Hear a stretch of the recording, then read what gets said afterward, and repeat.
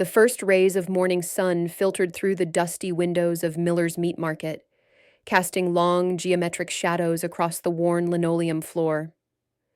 Linda Henderson moved through her daily ritual with the quiet precision of someone who had learned to find peace in routine. At 50, she had developed the kind of steady rhythm that small-town business owners cultivate over years of serving the same faces, learning the same preferences, and maintaining the delicate balance between friendliness and privacy that kept customers comfortable without inviting too many personal questions. She unlocked the heavy glass display case and began arranging the fresh cuts of meat that had arrived before dawn from the regional supplier. Each piece was positioned with careful attention to visual appeal, the marbled steaks catching the light just so, the ground beef formed into neat, uniform portions, the whole chickens arranged with their skin gleaming under the fluorescent bulbs. It was work that required steady hands and an eye for detail, qualities that Linda had possessed long before she learned to cut meat for suburban families. The brass bell above the front door had been jingling for customers for over 30 years, long before Linda had bought the business from old Harold Miller, who had run the place since the 1980s. Harold had been ready to retire, and Linda had been ready for a complete change of scenery and profession. The transaction had been simple: cash on the counter, no lengthy negotiations or financing complications. Linda had paid Harold's asking price without haggling, which had surprised him, though he'd been polite enough not to ask too many questions about where a middle-aged woman had come by that kind of ready money. Harold had stayed for 2 weeks to help Linda learn the business basics, but he'd been more interested in sharing stories about longtime customers than in explaining the technical aspects of meat cutting. It was during those transition weeks that Linda had first learned about Mrs. Patterson's Sunday dinners, Mr. Kowalski's preference for thick-cut pork chops, and the Santos family's tradition of making homemade chorizo every Christmas. "The thing about this business," Harold had told her on his last day, "isn't really about the meat. It's about understanding what people need to feed their families and take care of each other. You do that right, and the rest takes care of itself." Linda had thought about Harold's words many times over the past 5 years, especially during moments when she felt the distance between her current life and the world she had left behind. In her previous career, success had been measured in terms of threats neutralized, assets protected, and objectives achieved. In Riverside, success meant knowing that Mrs. Chen would have the right cut of chicken for her soup, that the Brady family could afford quality meat for their teenager's football banquet, and that Mr. Kowalski's arthritis wouldn't prevent him from enjoying the tender steaks he'd been buying for 40 years. "Morning, Mrs. Patterson," Linda called as the elderly woman pushed through the door, her aluminum walking cane tapping a familiar rhythm against the threshold. Mrs. Patterson had been one of Linda's first regular customers, and over the past 5 years, their weekly interactions had developed into something resembling genuine friendship, though it remained bounded by the comfortable distance that small-town business relationships maintained. Mrs. Patterson was 78 years old, a retired elementary school teacher who had taught 3 generations of Riverside children before retiring 15 years earlier. She lived alone in a well-maintained Victorian house on Maple Street, tending a garden that was the envy of the neighborhood and volunteering at the public library twice a week.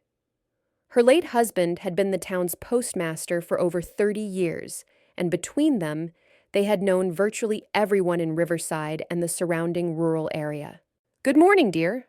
I hope you slept well." Mrs. Patterson's voice carried the slight tremor of age, but her mind remained sharp.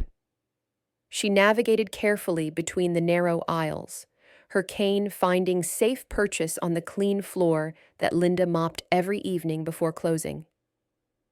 "Very well, thank you. What can I get for you today?" "I need something special for Sunday dinner. My grandson Timothy is coming up from State University. He's in his junior year now, studying mechanical engineering. Such a bright boy, but he's gotten so thin living on campus food." Mrs. Patterson's face lit up when she talked about Timothy, her only grandchild and the center of her social universe since her husband had passed away 6 years earlier. Linda understood the significance behind the request. Mrs. Patterson's Sunday dinners were legendary in her social circle, elaborate productions that could take days to plan and prepare. She approached cooking the way a conductor approached a symphony, with careful attention to timing, presentation, and the emotional impact of each element. Timothy's visits were rare and precious, requiring the very best of everything. "I have some beautiful beef tenderloin that came in yesterday morning. It's prime grade, perfectly marbled. It'll make Timothy feel like he's eating at the finest restaurant in the state capital." As Linda selected the best piece from the display case, she caught her reflection in the polished metal surface of the digital scale. Her brown hair, now streaked with threads of silver, was pulled back in the same simple ponytail she'd worn every day for 5 years. Her hands moved with practiced efficiency as she trimmed excess fat and prepared the meat for wrapping. But those hands told a story she'd never shared with anyone in Riverside. They were steady in a way that came from years of training with precision instruments, scarred in small ways that spoke of work with tools more dangerous than boning knives, and marked by a small, faded burn on the inside of her left wrist, a souvenir from her last assignment with Blackwater Security Solutions, when a piece of hot brass from a rifle had found its way inside her tactical glove during a training exercise in Virginia. The burn had healed within weeks, but Linda had kept it uncovered as a reminder of the world she was choosing to leave behind. During her first months in Riverside, she would sometimes touch the scar while lying awake at night, reassuring herself that her decision to abandon her previous career had been the right choice for the person she wanted to become. The bell chimed again, and Tom Bradley entered, shaking droplets of the morning drizzle from his worn canvas jacket. Tom owned Bradley Hardware 2 blocks down Main Street, and in the 5 years since Linda had opened her shop, he'd become not just a regular customer, but something approaching a genuine friend. He was one of the few people in Riverside who seemed genuinely curious about Linda's life before she'd arrived in town, though he was too polite and too respectful of privacy to ask direct questions. Tom was 55, a lifelong Riverside resident who had inherited the hardware store from his father and expected to pass it on to his son when the time came. He understood the rhythms of small-town business, the importance of treating customers like neighbors, and the value of maintaining relationships that spanned decades rather than individual transactions. "Looks like we might get some real rain today," Tom observed, hanging his jacket on the coat hook Linda had installed near the door specifically for customers like him who preferred to stay a while and chat. "The farmers have been praying for it. The corn crop could use a good soaking before the heat really sets in." "The farmers will be happy," Linda replied, which was her standard response to weather commentary.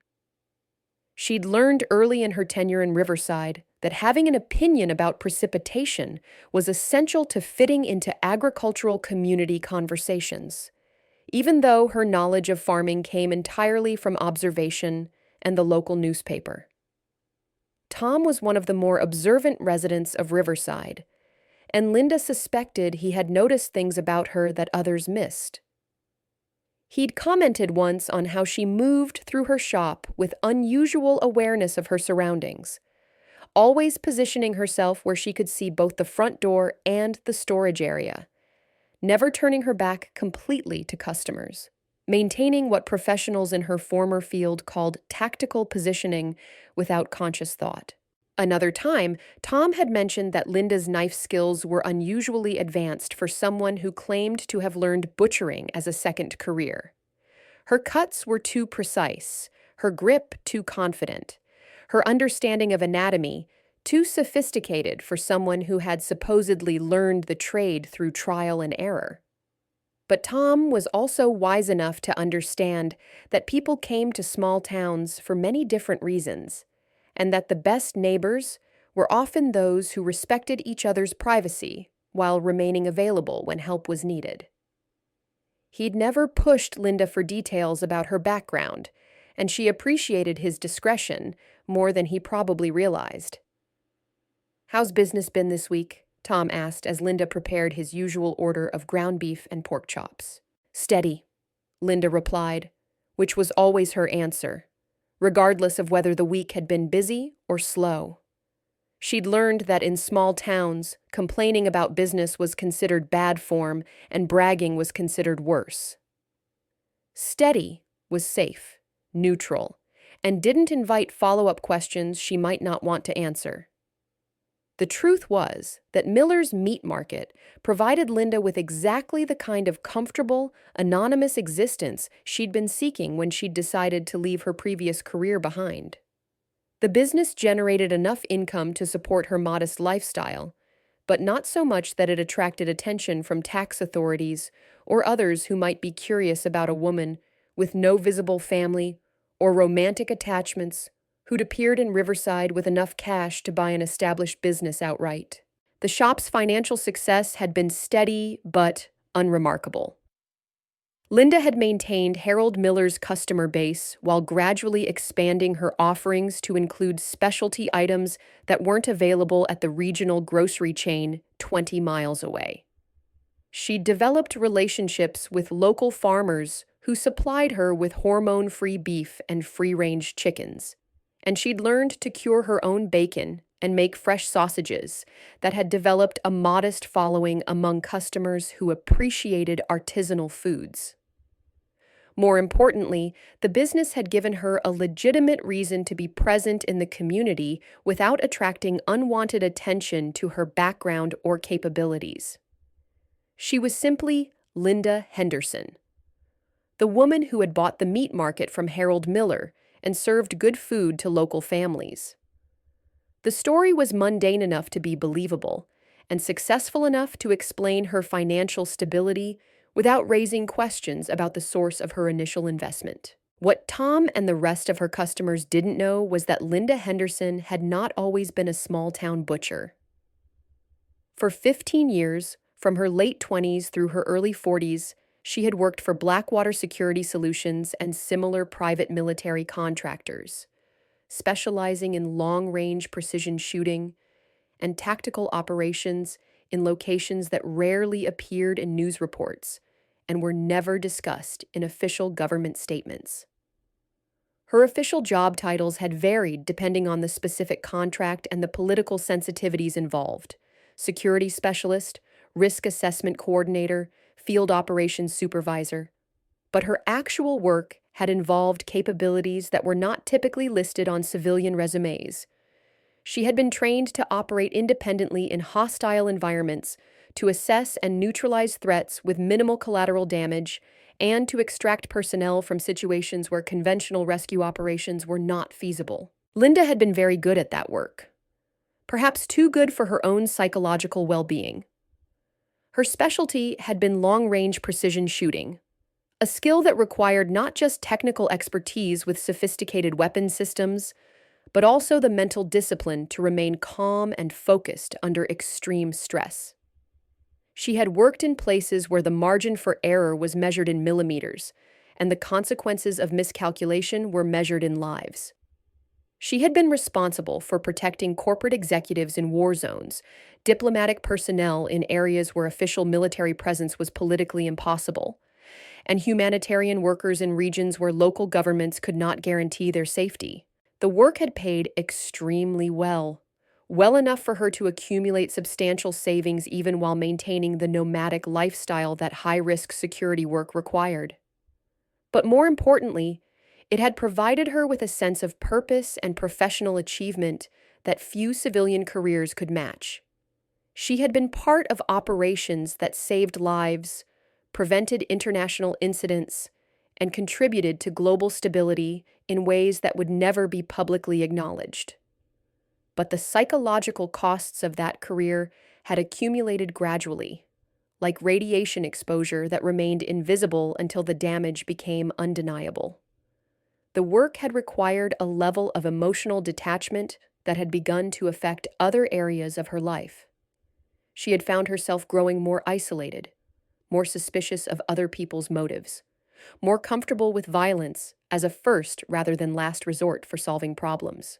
Her personal relationships had suffered as she'd become less able to trust people who didn't understand the realities of the world she inhabited professionally.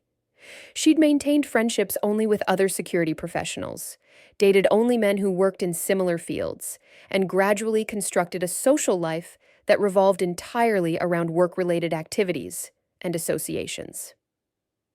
The final assignment that had prompted her departure from the security industry had involved a protection detail for a mining executive whose company was facing threats from environmental activists in South America. The job had seemed straightforward: assess threats, recommend security measures, and provide overwatch during the executive's site visits to controversial copper mining operations in Peru. But the political situation had been more complex than the briefing materials had indicated, and Linda had found herself caught between competing narratives about what was actually happening in the mining region. The company insisted that the environmental protesters were being manipulated by foreign governments that wanted to disrupt American business interests. The protesters claimed that the mining operations were destroying indigenous communities and causing irreversible ecological damage. Linda's job had been to protect the executive, not to determine who was telling the truth about the broader political situation. But as the assignment had progressed, she'd realized that her actions were contributing to a conflict whose moral dimensions she didn't fully understand. She'd been forced to make tactical decisions that affected innocent people based on information that might have been deliberately misleading. When the assignment ended successfully, the executive had completed his site visits without incident, and Linda had received a substantial bonus for her performance. She'd realized that she no longer trusted her ability to distinguish between legitimate security concerns and corporate manipulation. She'd also realized that she no longer enjoyed the adrenaline rush that had initially attracted her to high-risk work. At 44, Linda had wanted something different: stability, community, the opportunity to build relationships that weren't based on professional necessity or mutual tactical advantage.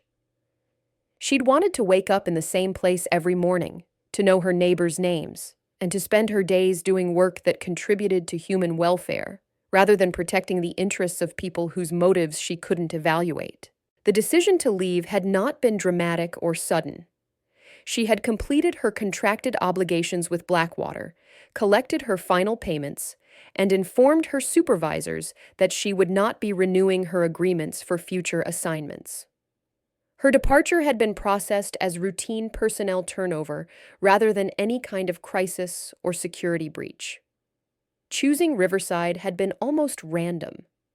Linda had spent weeks driving through agricultural regions in several states, looking for communities that were large enough to support a small business, but small enough to provide the anonymity she sought.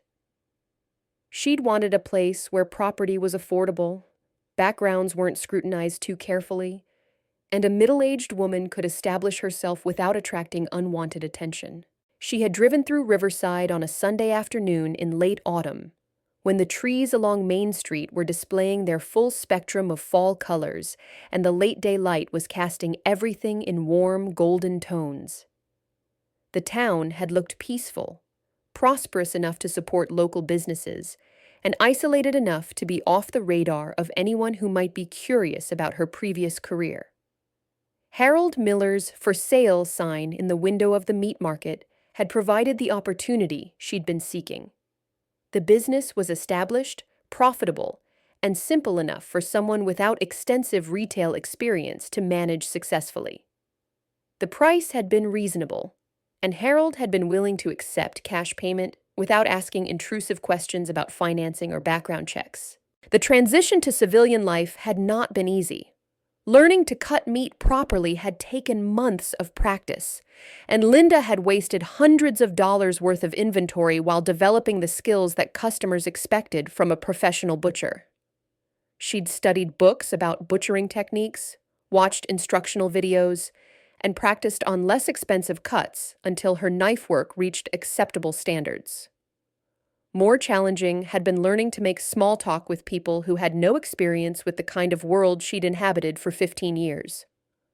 Conversations about church potlucks, high school football games, county fair competitions, and local political issues had required a different kind of acting ability than anything her previous training had demanded. She'd had to learn to appear interested in discussions about weather patterns that affected local agriculture, to remember the names and achievements of other people's children and grandchildren, and to participate in community activities that served no strategic purpose beyond maintaining social relationships. But gradually, Linda had found her rhythm in Riverside. She'd learned which customers preferred their steaks cut thick, who needed their ground beef to be exactly 85% lean, and whose grandchildren were worth asking about. She'd discovered that the satisfaction of providing good food to families was different from, but not necessarily inferior to, the satisfaction of completing a high-stakes security operation successfully. The morning continued peacefully, with a steady trickle of customers stopping by for their weekly meat purchases.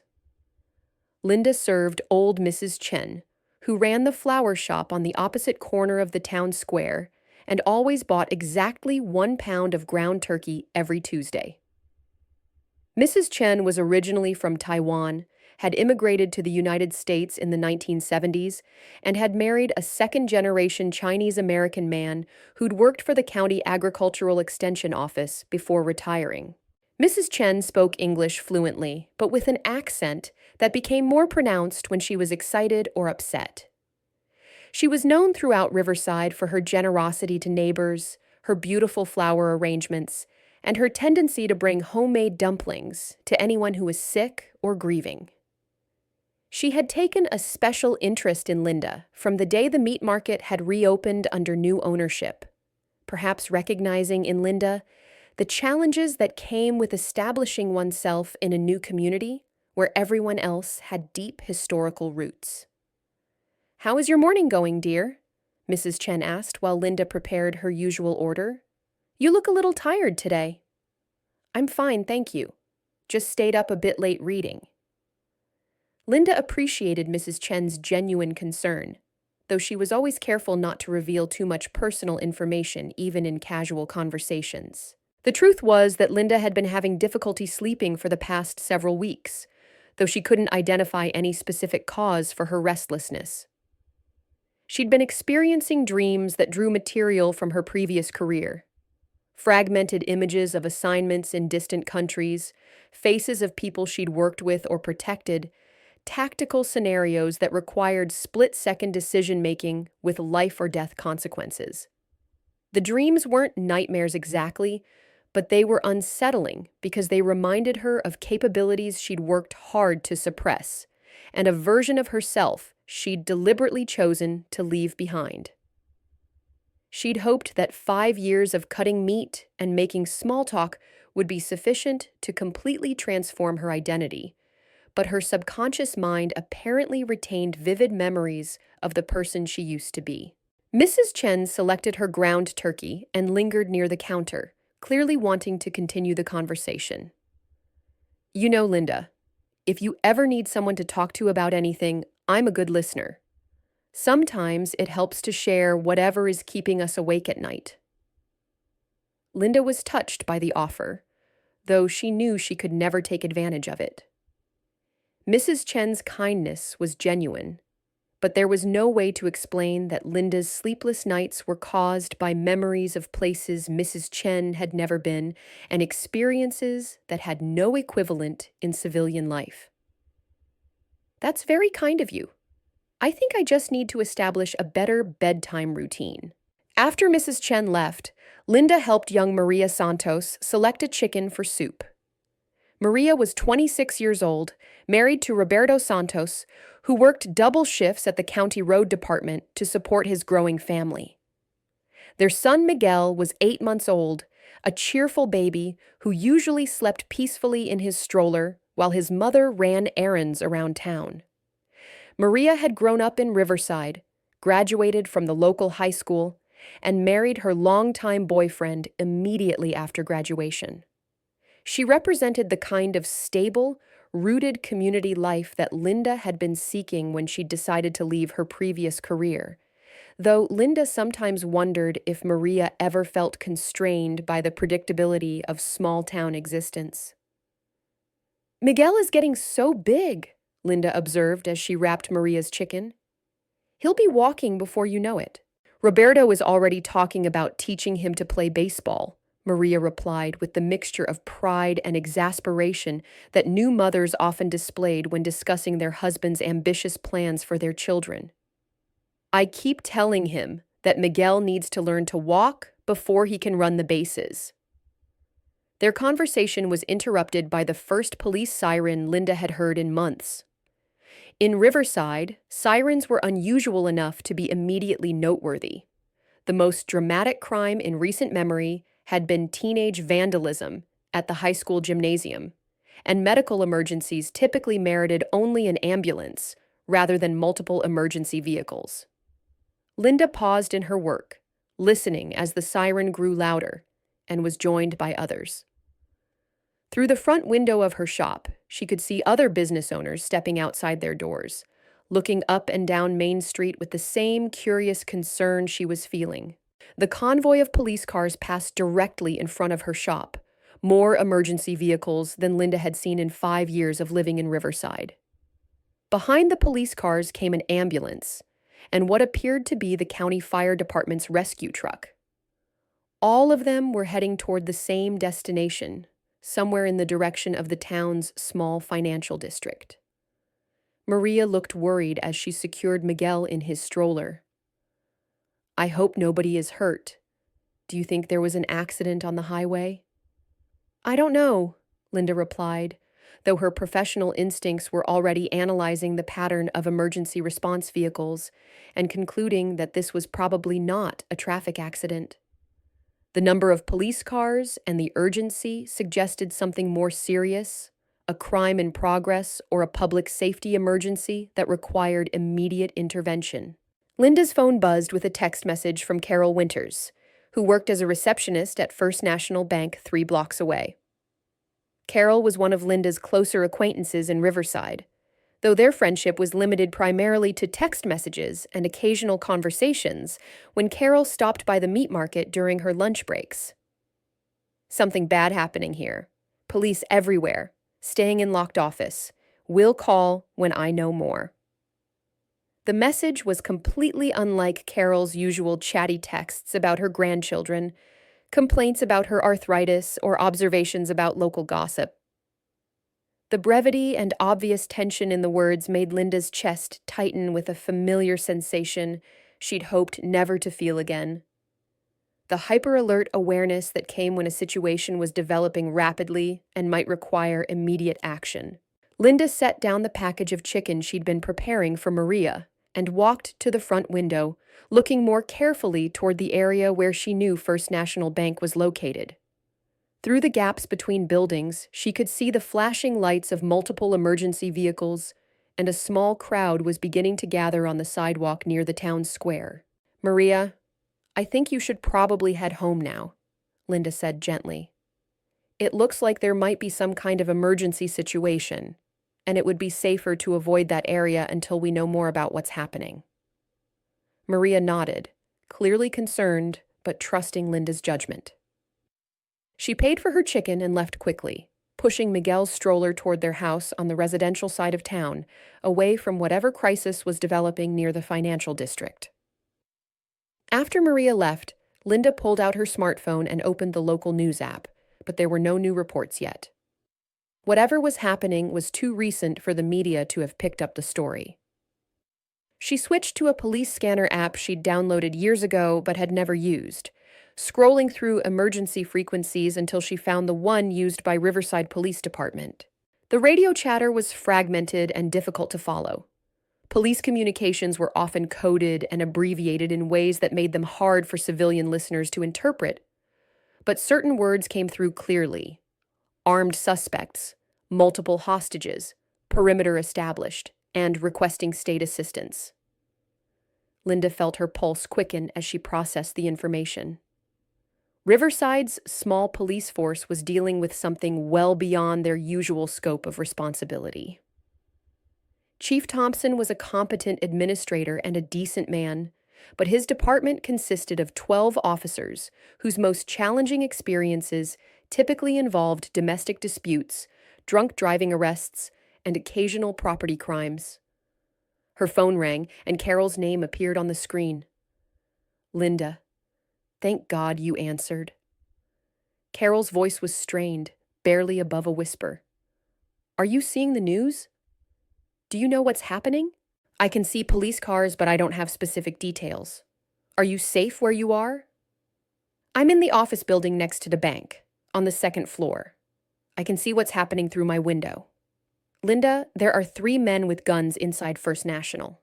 They came in around 10:15 and told everyone to get on the floor. I saw it happen through my window before I locked my office door and called 911. Linda's training kicked in automatically, and she found herself asking questions that a typical small-town business owner wouldn't think to ask. How many people were inside when it started? Did you see what kind of weapons the suspects were carrying? Are they barricaded or moving around inside the building? There was a pause before Carol answered, and Linda realized she might have revealed more tactical awareness than was appropriate for someone whose only experience with crisis situations should have been what she'd seen on television or read in newspapers. I don't know exactly how many people were inside. It's Tuesday morning, so not too busy, but I saw Mrs. Chen go in earlier to make a deposit, and Maria Santos was there with her baby. Oh God, I hope they got out before this started. And old Mr. Kowalski was making his regular weekly deposit around 10 o'clock. Linda felt her stomach tighten as she realized that people she knew and cared about were potentially in danger. Mrs. Chen, who brought her flowers from the shop and always asked about Linda's health. Maria Santos, who had just been in her shop with baby Miguel. Mr. Kowalski, the 73-year-old retired postal worker who had bad knees and would have difficulty moving quickly if the situation required evacuation. Have you been able to see any movement inside the bank?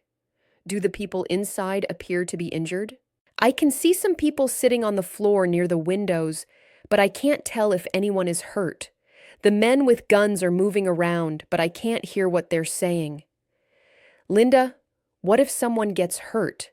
What if the police can't handle this? Carol's question touched on Linda's own growing concern about the situation. Riverside's police force was well trained for the kinds of issues they typically faced, but a hostage situation involving multiple armed suspects was beyond their normal operational capacity. They would undoubtedly call for assistance from state police or federal agencies, but that help might be hours away, and the dynamics of hostage situations often deteriorated rapidly when suspects felt pressured or trapped. After ending the call with Carol, Linda stood in the middle of her shop, surrounded by the familiar smells of fresh meat and industrial cleaning solution. Everything about her current life was designed to be peaceful, predictable, and safe. She had worked hard to create an existence where the most stressful decision she faced was whether to order extra ground beef for the weekend barbecue season. But 3 blocks away, people she knew and cared about were in danger. And she could tell from the radio chatter that Riverside's police force was struggling to develop an effective response to a situation that required specialized training and experience they simply didn't possess. Linda walked to the back office of her shop and stood before the locked filing cabinet where she kept important business records. In the bottom drawer, beneath folders containing tax documents and supplier contracts, was an item she'd told herself she would never need again.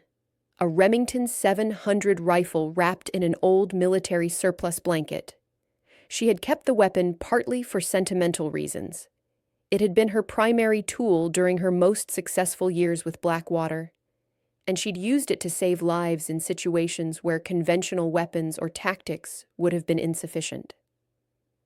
But she'd also kept it partly out of an instinct that old habits died hard, and that even when someone was committed to building a peaceful civilian life, circumstances might arise that required capabilities most people didn't possess. The rifle was a precision instrument that had been modified with components that were not available to civilian sporting goods customers. The barrel had been free-floated and custom rifled for accuracy at distances up to 800 meters. The trigger had been adjusted to break cleanly at exactly 2 pounds of pressure. The stock had been fitted with adjustable components that allowed the weapon to be configured for different shooting positions and environmental conditions. Next to the rifle was a smaller case containing a high-power scope, manufactured by a German company that specialized in optics for military and law enforcement applications.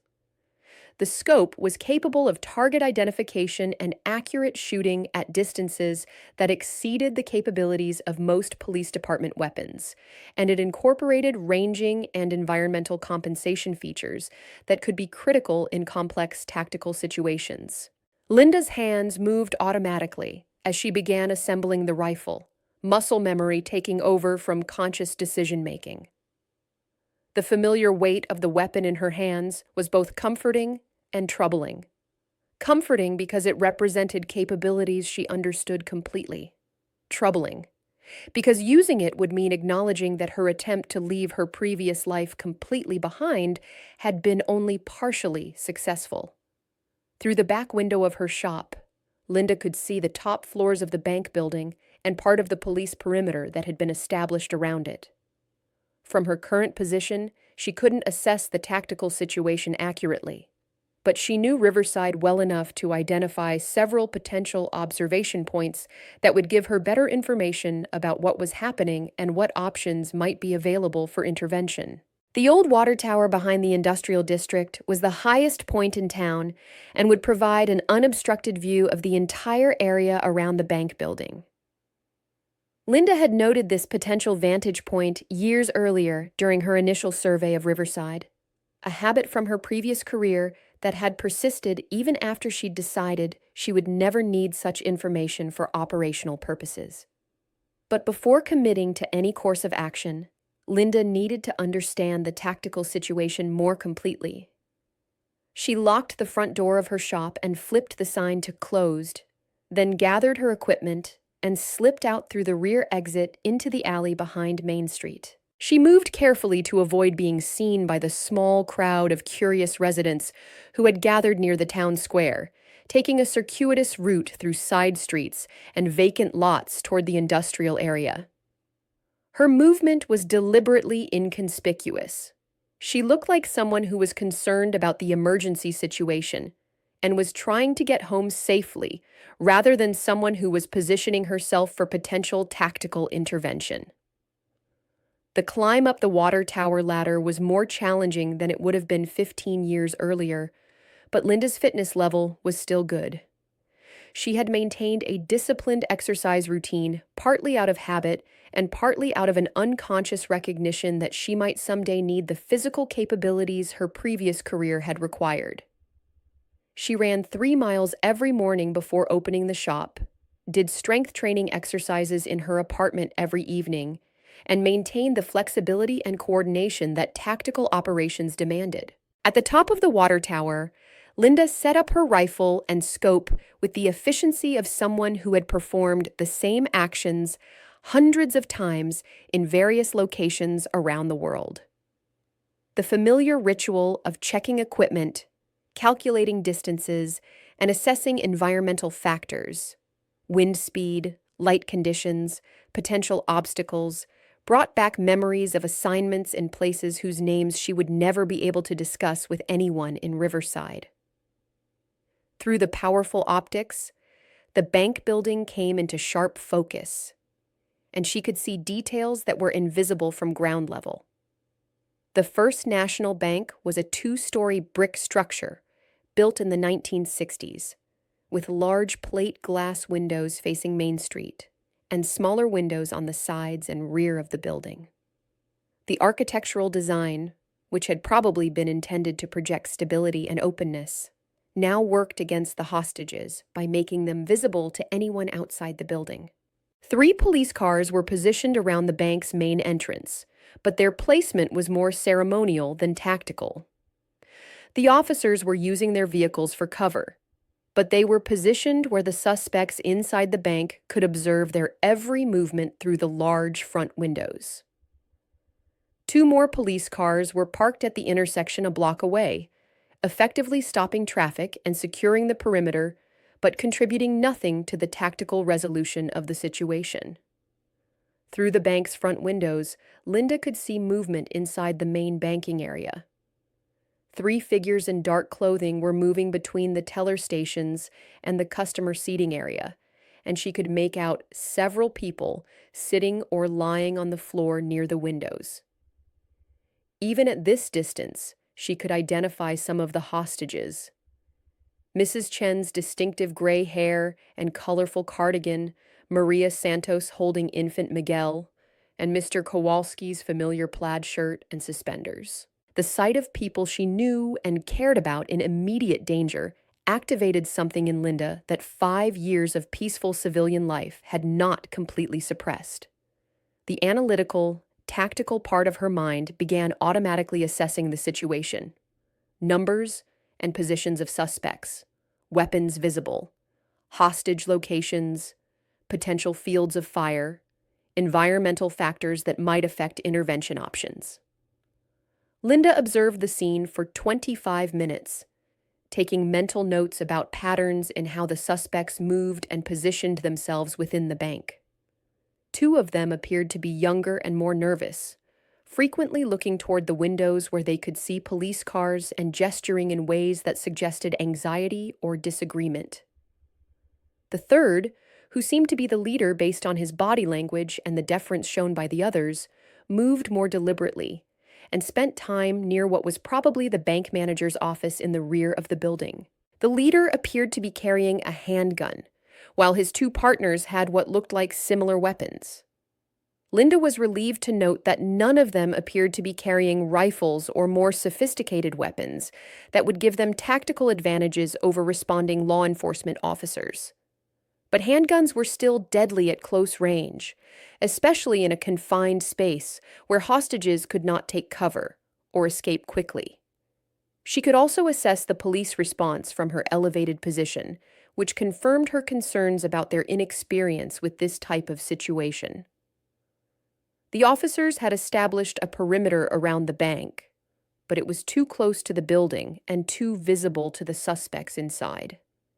Their positioning would increase rather than decrease the stress level inside the bank, potentially leading to impulsive and dangerous decisions by people who were probably already operating beyond their comfort zone. Linda's phone buzzed with another text from Carol. Police say negotiator coming from state capitol. Could be 2 to 3 hours. People inside look scared. 1 man might be hurt. Through her scope, Linda could see that Carol's assessment was accurate. One of the hostages, a middle-aged man she didn't recognize, was sitting against the wall in a position that suggested he might be injured. His posture was awkward, and there appeared to be dark staining on his shirt that could be blood. The injury didn't seem immediately life-threatening from what Linda could observe, but it clearly required medical attention that he wasn't receiving. The suspects were becoming more agitated as time passed, and their body language indicated increasing frustration with their situation. The leader was making animated gestures toward his partners and occasionally pointing toward the police cars visible through the front windows. His movements suggested that he was under pressure, possibly from demands or expectations that weren't being met, or from the realization that his plan was not proceeding as intended. This was not a scenario that would resolve itself peacefully through waiting. The combination of inexperienced hostage takers, an inadequate police response, and injured hostages was creating conditions for escalation rather than de-escalation. Someone needed to change the dynamic before the situation deteriorated beyond recovery. Linda made a decision that would permanently alter the quiet life she had spent 5 years building in Riverside. She climbed down from the water tower and returned to her truck, which she had parked in an industrial lot where it wouldn't be noticed by anyone focused on the crisis at the bank. Instead of driving back to her shop, she headed toward the older residential area behind the bank, where she knew there were several abandoned buildings that had been part of Riverside's small manufacturing district before the economic changes of the 1990s had eliminated most local industry. One of these buildings, a former auto parts warehouse, sat directly behind First National Bank, with only a narrow alley separating the two structures. Linda had noted this architectural relationship during her early explorations of Riverside, though at the time she'd had no expectation of ever needing the information for operational purposes. The warehouse had been empty for over a decade, and access was simply a matter of finding an unlocked door or window. Linda parked her truck 2 blocks away and approached the building on foot, carrying a small backpack with essential equipment but leaving the rifle behind. In the confined space of a bank interior, a long-range weapon would be useless and potentially dangerous to innocent people. Instead, she relied on skills that were more subtle but equally important: lockpicking, silent movement, and the ability to assess and exploit architectural vulnerabilities. The warehouse's rear entrance had a standard commercial lock that presented no significant challenge to someone with Linda's training. Within 10 minutes, she was inside the building and moving carefully toward the rear wall that faced the bank. The interior of the warehouse was filled with the debris of abandoned industrial activity: empty machinery foundations, scattered office furniture, and decades of accumulated dust and deterioration. Linda moved through the space with the silent efficiency she had learned in places where detection meant death, avoiding loose floorboards and unstable debris that might create noise. From a second-story window that faced the bank, Linda had a clear view into the main banking area through First National's side windows. She could see all 3 suspects and most of the hostages, and she could observe their movements and interactions without being detected herself. More importantly, she could hear fragments of conversation when the suspects raised their voices. The situation was worse than she had hoped, but not as bad as it could have been. The suspects were armed with handguns rather than rifles, which limited their effective range and firepower. They were clearly nervous and inexperienced, frequently arguing among themselves in voices loud enough for Linda to hear portions of their conversations. "This is taking too long," one of the younger suspects was saying. "The cops are going to bring in SWAT teams or something. We should have been out of here by now." The leader replied angrily, "Shut up and stick to the plan. We're not just here to rob a bank. We're making a statement that people will remember." "What statement?" "That we're idiots who got ourselves trapped in a building surrounded by police." More troubling was the condition of the injured hostage. Linda could see clearly now that he was definitely hurt. There was blood on his shirt, and he was having difficulty maintaining a sitting position against the wall. The injury did not appear to be immediately life-threatening, but it required medical attention that he obviously wasn't receiving. Linda observed for another 15 minutes, documenting the precise layout of the bank interior, the positions and movement patterns of all 3 suspects, and the locations where hostages were being held. She noted that the bank's rear entrance, which she had seen during previous visits as a customer, was not being monitored by the suspects and might provide a point of entry that would not be visible to the police perimeter. She was in the process of developing a tactical plan when the situation inside the bank suddenly escalated. The leader of the 3 suspects, apparently frustrated by the lack of progress in whatever they were trying to accomplish, began shouting at the hostages. Linda couldn't hear all of his words, but his gestures and body language indicated that he was becoming increasingly agitated and possibly unstable. "I'm tired of waiting for these cops to take us seriously," he yelled, waving his gun in the direction of the people sitting on the floor. "Maybe someone needs to get hurt before they understand that we mean business." One of the other suspects moved toward Mrs. Chen and grabbed her by the arm, pulling her roughly to her feet. The elderly woman stumbled and nearly fell, and Linda could see the terror on her face even from her distant observation point. Mrs. Chen was trying to say something, probably pleading for her safety. But Linda couldn't hear her words over the suspects shouting. The leader pointed his weapon toward the group of hostages and continued his rant. "We came here with demands, and we're not leaving until those demands are met. If the police think they can wait us out, they're wrong." Linda realized that the situation was deteriorating rapidly and that someone was about to be seriously hurt or killed if the dynamic didn't change immediately. The suspects were operating under stress and making increasingly poor decisions. The police response, while well-intentioned, was clearly inadequate to prevent escalation. She had reached the point where observation was no longer sufficient, and action was required. Linda left the warehouse and returned to her truck, where she retrieved additional equipment from a concealed storage compartment she had installed in the truck bed. Along with her rifle, she gathered tactical gear that she had maintained and updated even after leaving the security industry. A lightweight, bulletproof vest, night vision goggles that might be useful if the situation extended into darkness, communications equipment that could allow her to monitor police frequencies, and a selection of tools that were not typically associated with the butcher shop business. More importantly, she retrieved a small device that she had hoped never to use again, a non-lethal incapacitation tool that could temporarily disorient and disable an armed suspect without causing permanent injury.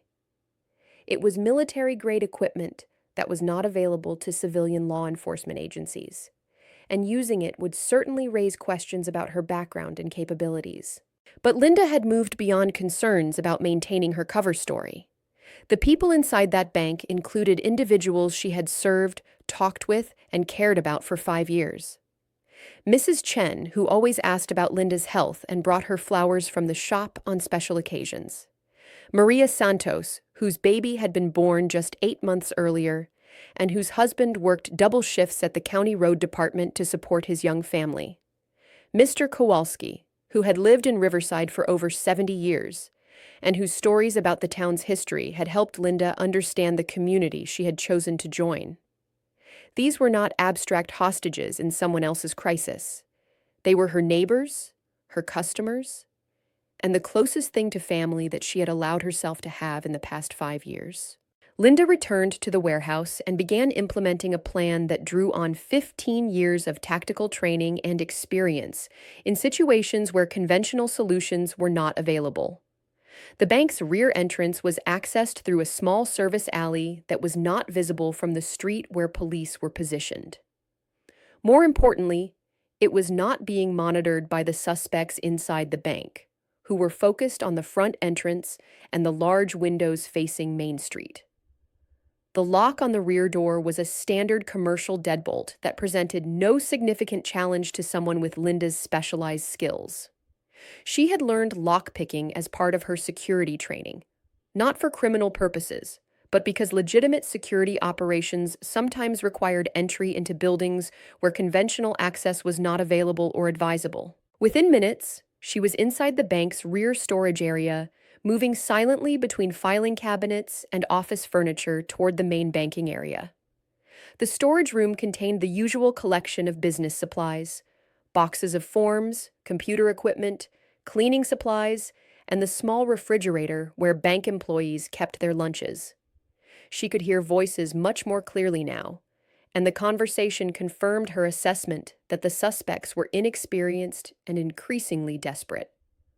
The leader was arguing with someone on a cell phone, probably a negotiator from the police department, and his voice was getting louder and more agitated with each exchange. "No, we're not letting anyone go until we get what we asked for. And we're tired of waiting for you people to take us seriously." One of the other suspects replied, "This isn't working, man.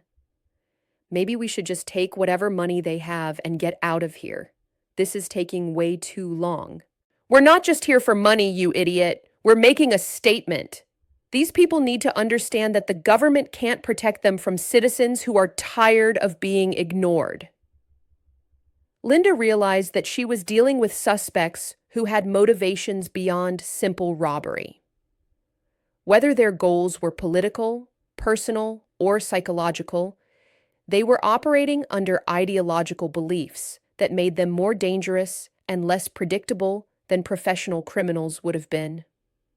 Ideologically motivated suspects often preferred dramatic confrontations to successful escapes, which meant they might be willing to harm hostages to achieve their symbolic objectives. She moved closer to the door that separated the storage area from the main banking floor, using a small tactical mirror to observe the scene without exposing herself to detection. The mirror was another piece of equipment from her previous career, designed to allow reconnaissance of hostile areas without presenting a target to enemy forces. All 8 hostages were now sitting against the wall beneath the large front windows, with Mrs. Chen and Maria Santos positioned closest to where Linda was concealed. The injured man was at the far end of the group, and his condition appeared to be getting worse. He was having difficulty staying upright, and the staining on his shirt had expanded, suggesting that his wound was bleeding more than initially apparent. The 3 suspects were positioned at different points around the banking area, but their locations and movements followed no discernible tactical pattern. They were reacting to stress and adrenaline rather than implementing any kind of coordinated plan, which made them both easier and harder to neutralize. Easier because their movements were predictable, harder because they were volatile and likely to make impulsive decisions. Linda spent another 10 minutes observing and planning, noting the exact positions of all hostages and suspects, identifying potential cover and concealment within the bank, and calculating the timing that would be required to neutralize all 3 threats before any of them could harm the innocent people they were holding. She was forced to accelerate her timeline when the situation inside the bank escalated again. The leader, apparently dissatisfied with whatever response he had received from the police negotiator, ended his phone conversation by throwing the device against the wall where it shattered into pieces. He turned toward the hostages with obvious fury and pointed his weapon directly at Mrs. Chen. "I'm tired of playing games with these cops. Someone needs to learn that we're serious about our demands." Linda could see Mrs. Chen's face, pale with terror, as the suspect moved closer to her. The elderly woman was trying to make herself smaller, pressing back against the wall as if she could somehow disappear. Her lips were moving in what might have been prayer, and tears were streaming down her cheeks. Maria Santos was holding baby Miguel tightly, trying to position herself between her son and the suspect who was threatening Mrs. Chen. The baby had begun to cry, adding to the tension and chaos inside the bank. The moment for observation and planning had ended. Linda had to act immediately, or someone was going to die. She opened the door to the main banking area and moved with the speed and precision that 15 years of tactical training had ingrained as instinct. The first suspect, the youngest of the 3, positioned nearest to her point of entry, never saw her coming.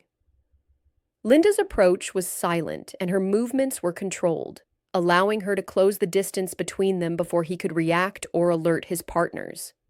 Her tackle brought him to the ground in a manner that prevented his weapon from discharging, while ensuring that he would be incapacitated without permanent injury. She used a pressure point technique that rendered him unconscious within seconds, then secured his handgun before it could be retrieved by either of his partners. The other 2 suspects were on the opposite side of the banking area and had not immediately noticed what had happened to their partner.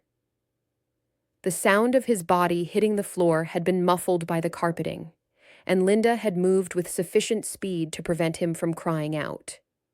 Linda now possessed the tactical advantage of surprise and superior positioning, but she still faced the delicate problem of neutralizing 2 armed individuals without endangering the hostages who were positioned between her and the remaining threats.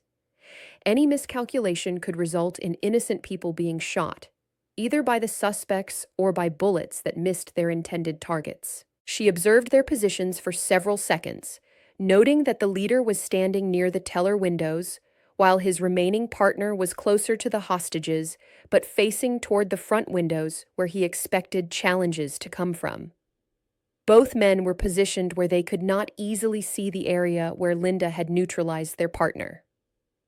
Linda activated the non-lethal incapacitation device and threw it toward the center of the banking area, where it would affect both remaining suspects without directly impacting the hostages.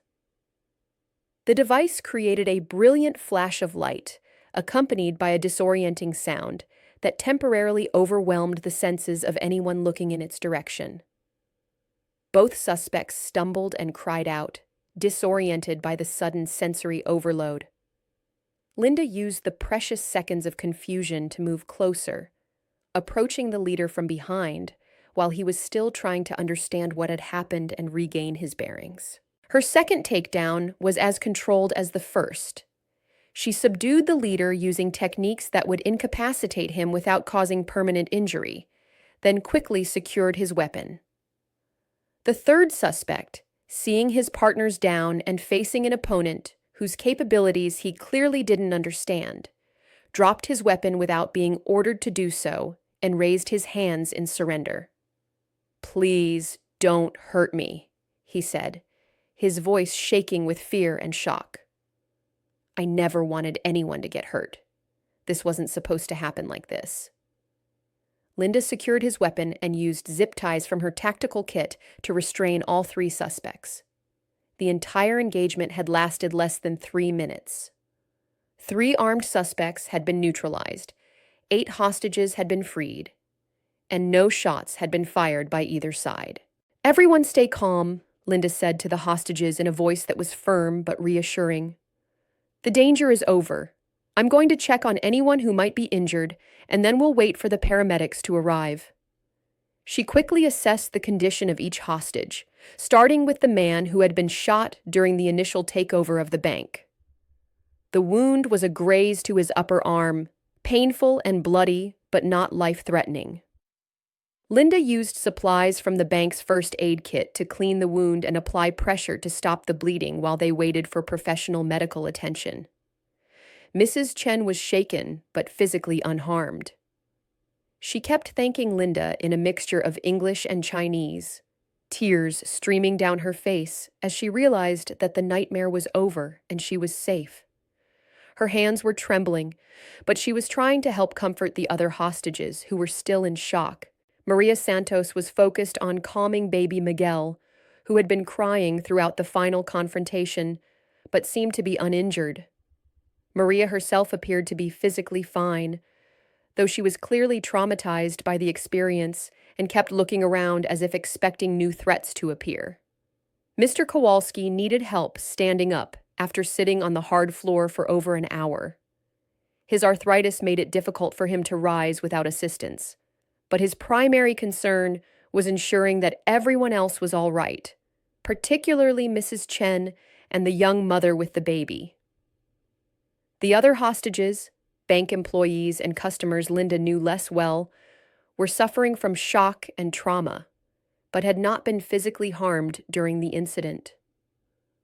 Linda moved among them, offering reassurance and basic first aid, while keeping watch on the 3 suspects to ensure they remained secure and could not pose any further threat. It took the police another 12 minutes to realize that the crisis had ended. Chief Thompson and his officers had been maintaining their positions around the bank's perimeter, waiting for the state police negotiator to arrive and establish communication with the suspects, when the radio silence from inside the building indicated that something significant had changed. When they finally entered the bank through the front door, they found 3 unconscious or restrained suspects, 8 unharmed hostages, and Linda sitting calmly at the customer service desk, having already collected the suspects' weapons and secured them in a location where they could not be accessed by anyone other than law enforcement officers. Chief Thompson, a sincere but inexperienced young officer who had taken the job primarily because he'd grown up in Riverside and wanted to serve his community, looked around the scene with obvious confusion. He had been prepared for a lengthy standoff that might end in tragedy, not for a resolution that appeared to have been accomplished by civilian intervention. "Ma'am, can you tell me what happened here?" Linda provided a carefully edited explanation of events. She had been in the area when she heard the commotion and saw police cars surrounding the bank. Concerned about the safety of people she knew might be inside, she had noticed that the building's rear entrance appeared to be unsecured and had decided to see if she could help when it became clear that the hostages were in immediate danger. Her account described how she had managed to surprise the suspects and disarm them before anyone was seriously hurt, but it omitted any mention of specialized training, military-grade equipment, or tactical expertise that would indicate professional security background. She presented herself as a concerned citizen who had gotten lucky and managed to help resolve a dangerous situation through courage and quick thinking, rather than through skills learned in much more dangerous environments. Chief Thompson was clearly skeptical of this explanation. The precision with which the suspects had been subdued, the professional manner in which their weapons had been secured, and the calm efficiency with which Linda had treated the injured hostage all suggested capabilities that extended far beyond what a typical civilian might possess. But the hostages supported Linda's version of events enthusiastically. Mrs. Chen insisted that Linda was a hero who had saved all their lives and deserved recognition for her bravery. Maria Santos praised Linda's courage and her obvious concern for everyone's safety, including the baby who could have been hurt if the situation had continued to deteriorate. Mr. Kowalski, despite his own ordeal, spoke admiringly of Linda's quick thinking and calm demeanor under pressure. "That woman appeared like an angel when we needed help most," he told Chief Thompson. "I don't know where she learned to handle herself like that, but I'm grateful she was there." The paramedics arrived to treat the injured hostage and provide medical evaluation for everyone else who had been involved in the incident. The wounded man was transported to the regional hospital for treatment, but his injury was not serious enough to require surgery or extended hospitalization. The three suspects were arrested and removed from the bank in separate police cars, all of them conscious but still disoriented from the effects of Linda's incapacitation device. They complained of headaches and ringing in their ears, but medical examination revealed no permanent injuries from their encounters with Linda. News crews began arriving as word of the incident spread through the region and onto social media platforms. Bank robberies were rare enough in rural areas to attract significant media attention, and a hostage situation that had ended with the suspects being overpowered by a civilian was exactly the kind of story that would generate widespread interest and speculation. But Linda had already disappeared from the scene during the confusion that followed the arrival of police, paramedics, and media personnel. She had returned to her shop, secured her equipment in its hiding place, and reopened for business as if nothing unusual had happened during her temporary absence. By evening, the story was dominating local news coverage and beginning to spread through regional and national media outlets. The initial reports focused on the dramatic rescue and the mysterious Good Samaritan who had saved 8 hostages from 3 armed suspects without anyone being seriously injured. Television reporters were calling it a miracle intervention and an incredible act of citizen heroism. But none of the reporting included Linda's name or any specific details about her identity. The police had not released information about how the situation had been resolved, referring only to civilian assistance in their official statements. Linda watched the news coverage from her small apartment above the meat market, noting with professional interest how the media was handling a story that involved capabilities and actions they didn't fully understand. The reporters were speculating about her identity and background, offering theories that ranged from off-duty police officer to military veteran on vacation to martial arts instructor with security training. The closest any of them came to the truth was a brief mention that the suspects had been subdued using techniques that suggested professional law enforcement or military training. But even that observation was buried in longer discussions about the bravery of ordinary citizens and the importance of community involvement in public safety. Her phone rang at 8:30, and Carol's name appeared on the caller ID. "Linda, did you see the news? Someone went into that bank and saved everyone. Can you believe how incredible that was? I wish I knew who did it so I could thank them personally." "It's wonderful that everyone is safe," Linda replied carefully, maintaining the same tone she would use for any other conversation about local events. "Mrs. Chen is telling everyone that this woman appeared like an angel and took care of everything. She said the woman was calm and professional, like she knew exactly what she was doing." And Maria Santos said the same thing, that whoever saved them seemed to have everything under control from the moment she appeared. Carol continued talking for another 15 minutes, describing the media coverage and speculating about the identity of the mysterious rescuer.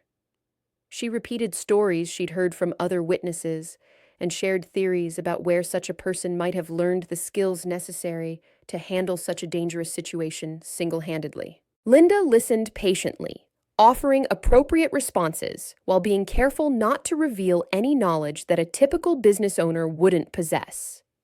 She expressed relief that everyone was safe, admiration for whoever had taken such risks to help others, and hoped that the person's identity would remain protected if they preferred privacy.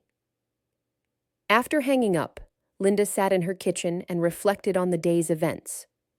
She had succeeded in her immediate objective. The hostages were safe, the criminals had been apprehended, and no one had been seriously injured. The intervention had been clean, professional, and effective. But she had also used skills and taken actions that connected her directly to the past she had spent 5 years trying to leave behind. More troubling was her realization that she had enjoyed the experience on some level. During the crucial minutes inside the bank, she had felt more alive and focused than she had at any point during her 5 years as a small-town butcher.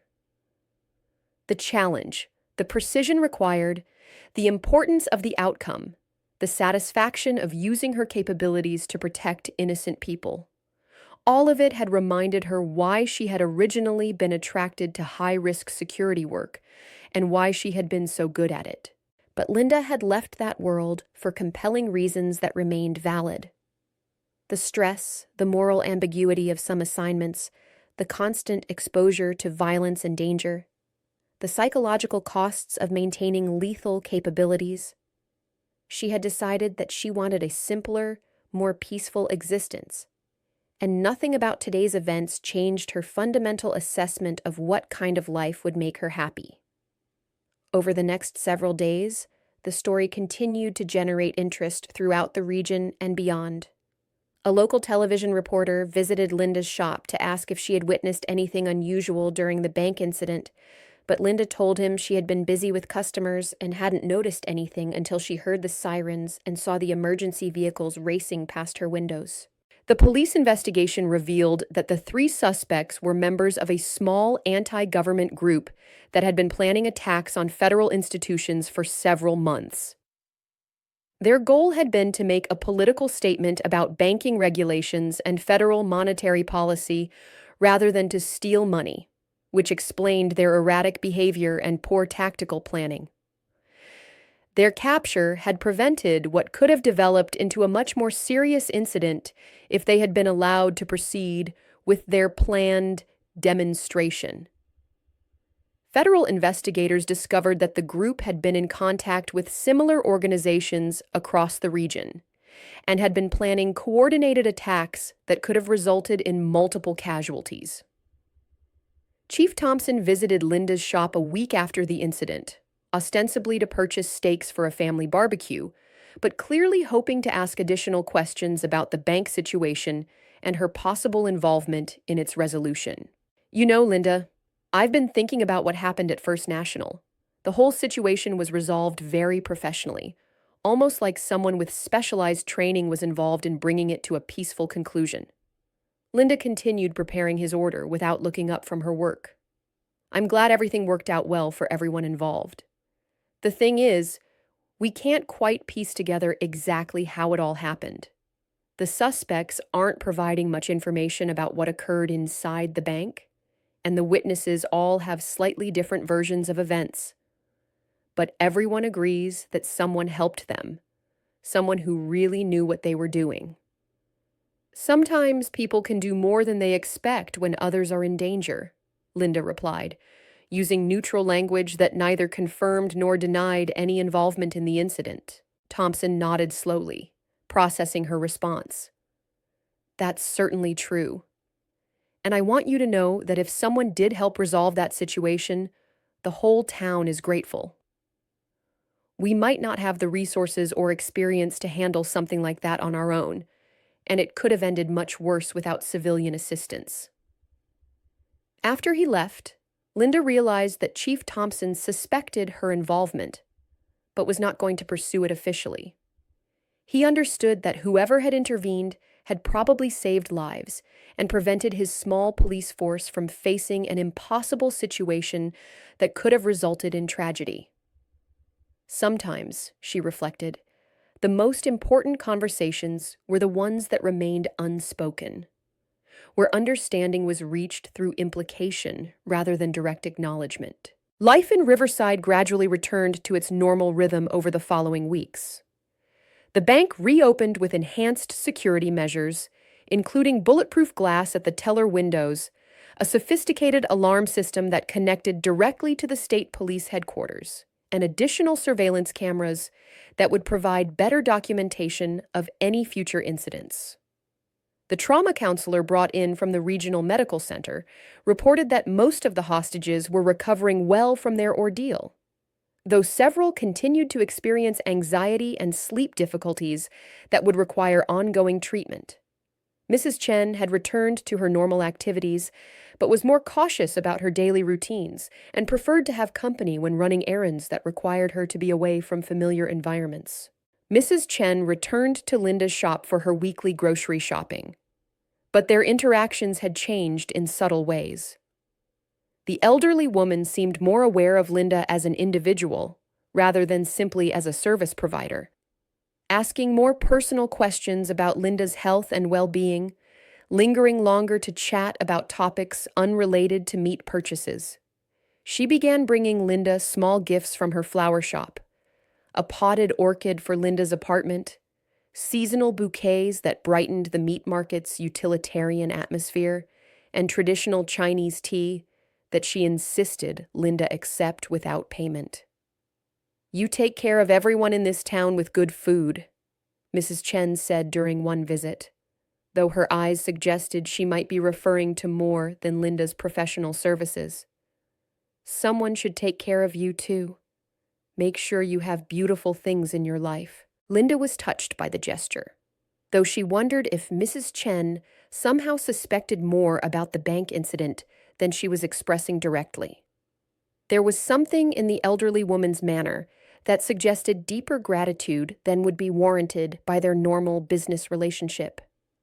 Maria Santos also became a more frequent visitor to the meat market, often stopping by with Miguel even when she didn't need to purchase anything. The young mother seemed to find comfort in Linda's presence, and their conversations gradually moved beyond simple transactions to discussions about child-rearing, family finances, and the challenges of small-town life. I keep thinking about that day at the bank, Maria confided during one visit while Miguel played with a toy in his stroller. Whoever helped us saved my son's life, and I'll never forget that.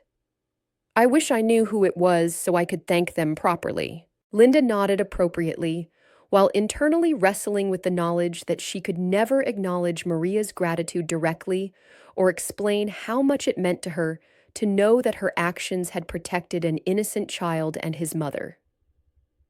Mr. Kowalski had moved to Florida to live with his daughter shortly after the incident, but he sent Linda a Christmas card several months later with a message that seemed to carry deeper meaning than typical holiday greetings.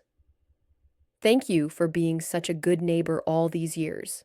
The town is safer because of people like you who care about others. The card's phrasing suggested that Mr. Kowalski might have intuited more about Linda's role in the bank rescue than he had expressed to the police or media. Linda kept the card in her desk drawer as a reminder of the complex relationships that had developed during her years in Riverside and the ways that acts of service could create bonds that transcended normal social boundaries. The broader investigation into the anti-government group revealed connections to similar organizations across several states, leading to additional arrests and preventing what federal authorities described as a coordinated campaign of domestic terrorism.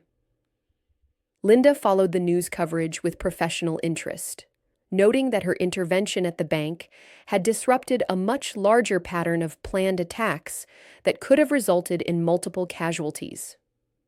The FBI's investigation uncovered evidence that the Riverside Bank had been selected as a target, specifically because it was in a small town with limited law enforcement resources, making it an ideal location for the kind of dramatic confrontation the group wanted to stage.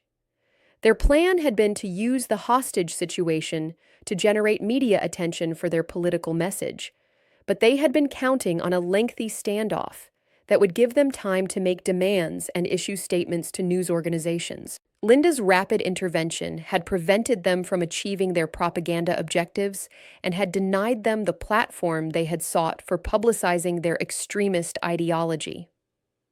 6 months after the incident, Linda received an unexpected visitor at her shop.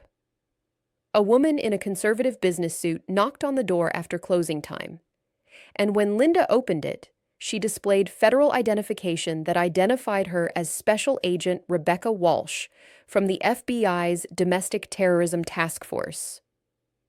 Ms. Henderson, I'd like to speak with you about an incident that occurred here several months ago. I believe you might be able to help us with some questions about how it was resolved. Linda invited Agent Walsh inside, but she was careful to maintain the same cooperative but not overly knowledgeable demeanor she had used with local law enforcement officials. I'm not sure how I can help you. I was working here during the bank situation, but I didn't see much of what happened. Agent Walsh smiled with the practiced patience of someone who had conducted many interviews with reluctant subjects who possessed information they preferred not to share. Ms. Henderson, we've done some research into your background.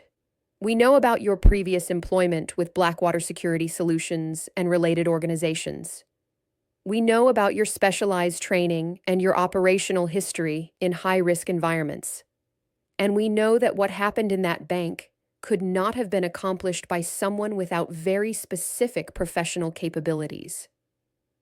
Linda remained silent, waiting to understand what Agent Walsh wanted and whether this conversation represented a threat to the quiet life she had built in Riverside or an opportunity for something else entirely. I want to be clear. You're not in any legal trouble, Agent Walsh continued. What you did probably prevented multiple deaths and stopped a terrorist cell from proceeding with additional attacks that could have been much more serious. The FBI has no interest in pursuing charges against someone who disrupted a domestic terrorism operation and saved innocent lives.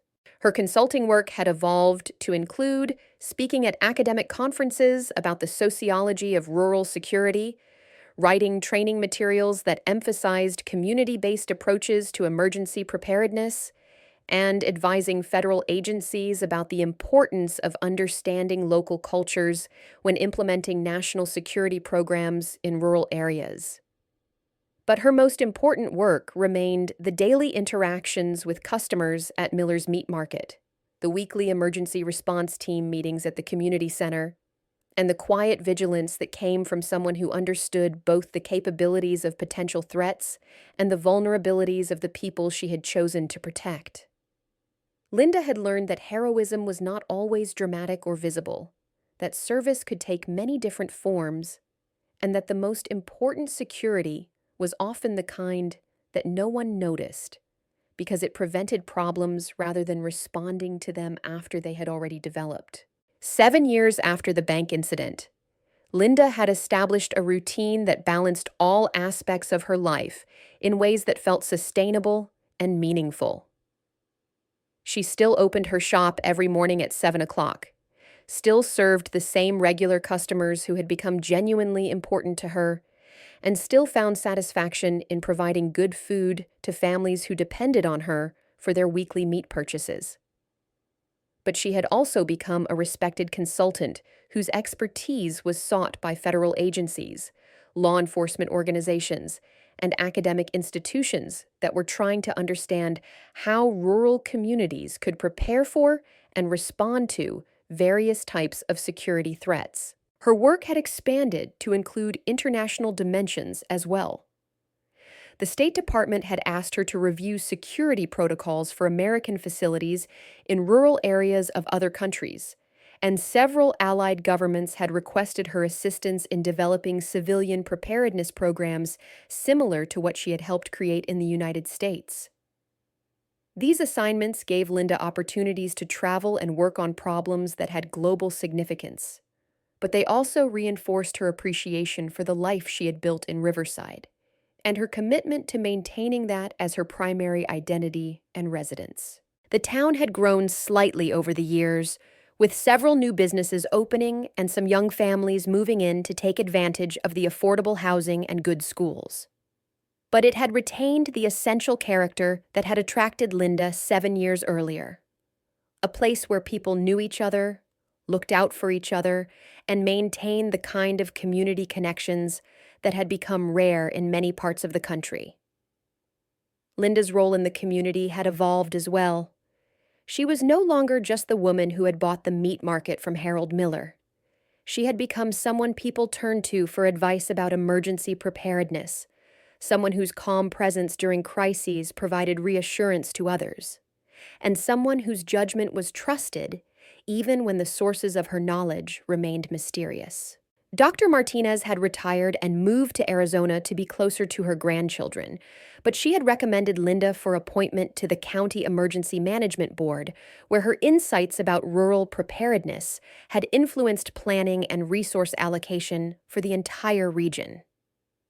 Chief Thompson had been elected sheriff and had hired Linda as an unofficial consultant for specialized situations that exceeded the normal capabilities of his department. Their professional relationship had developed into genuine friendship based on mutual respect and shared commitment to community safety.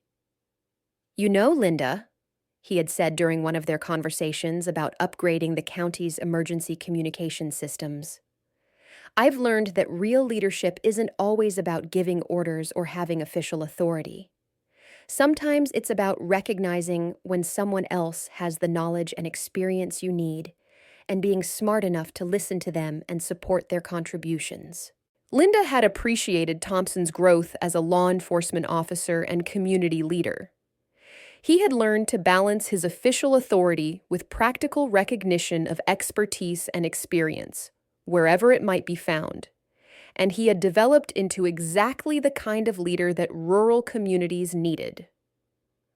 On a quiet Tuesday morning in early spring, 7 years after the bank incident, Linda stood behind the counter of her shop arranging fresh cuts of meat that had arrived before dawn from suppliers who had become partners in her commitment to providing the best possible products to her customers.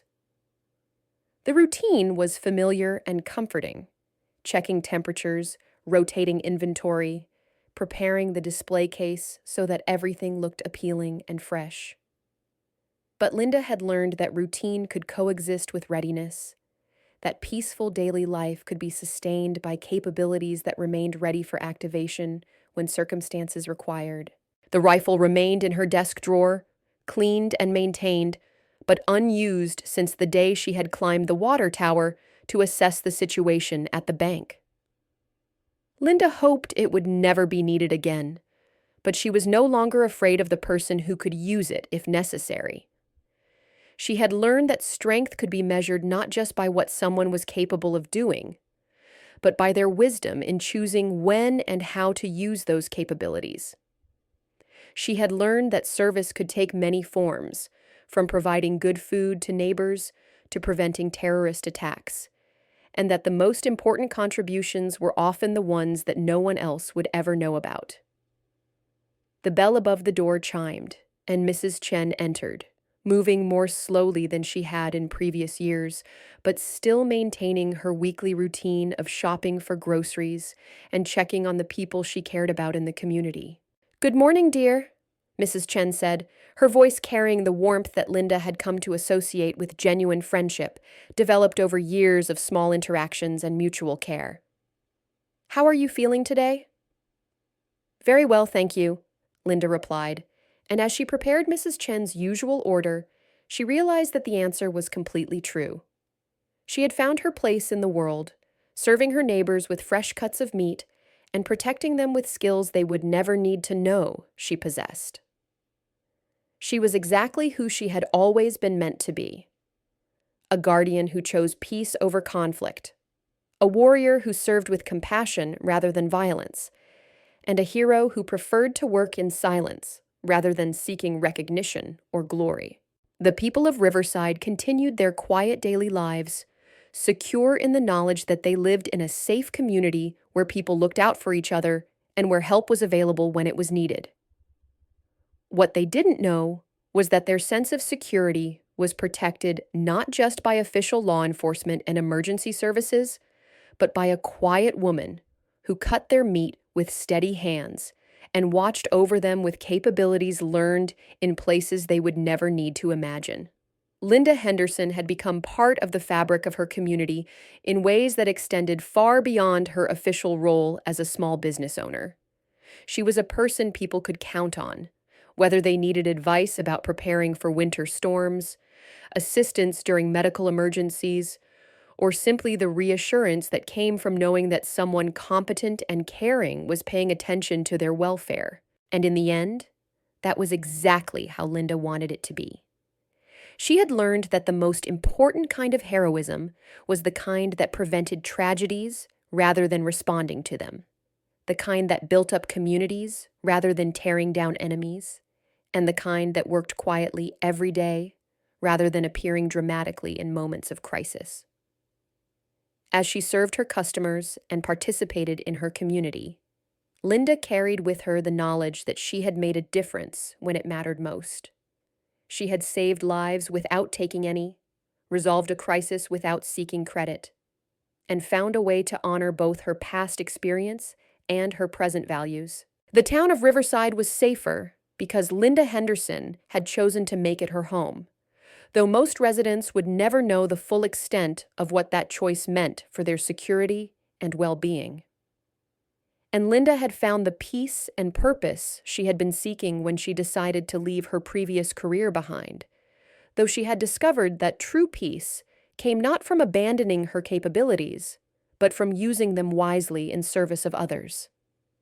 In her quiet way, cutting meat with precision and protecting her neighbors with skills they never saw, Linda Henderson had become exactly what she had always been meant to be: a guardian angel disguised as a small-town butcher, a warrior who fought for peace, and a hero who measured success not by recognition received, but by lives protected and communities strengthened.